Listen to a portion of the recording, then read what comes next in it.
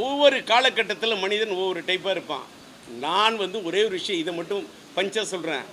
நான் அமெரிக்காவுக்கு போய் 3 இயர்ஸ் பேக் நான் அமெரிக்காவுக்கு போய் ட்ரீட்மெண்ட் எடுக்கிறதாவே இல்லை, நான் இங்கேயே எடுத்துக்கிறேன்னு சொன்னேன்.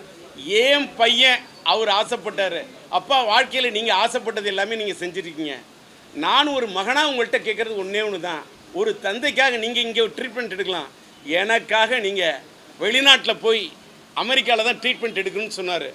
அப்போ நான் ஒரு வார்த்தை சொன்னேன், இல்லை சிலம்பு, எதாக இருந்தாலும் நான் இங்கேயே ட்ரீட்மெண்ட் எடுத்துக்கிறேன். ஒரு வேளை எனக்கு ஏதாவது ஆனால் கூட என்னுடைய என் தாய்மண்ணில் தான் எதாக இருந்தாலும் இருக்கணும்னு. என் பையன் இல்லை நீங்கள் அமெரிக்காவில் ட்ரீட்மெண்ட் எடுக்கணுன்னார். அமெரிக்காவில் போய் நான் ட்ரீட்மெண்ட் எடுத்தது என் வாழ்க்கையில் இறைவன் எனக்குள்ளே ஒரு பெரிய மாற்றத்தை பண்ணிட்டான்.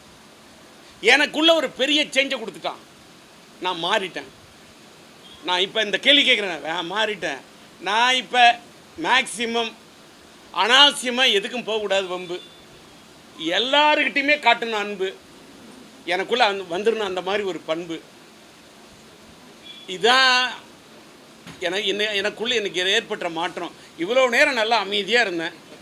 இப்போ மட்டும் இந்த இது பண்ண ஏன்னு கேட்டால், இந்த மாதிரி எங்கள் வீட்டில் சொல்லி அனுப்பிச்சாங்க, நீங்கள் எமோஷ்னலாக ஆகாதீங்க, எமோஷ்னலாக ஆகக்கூடாது அப்படின்னு.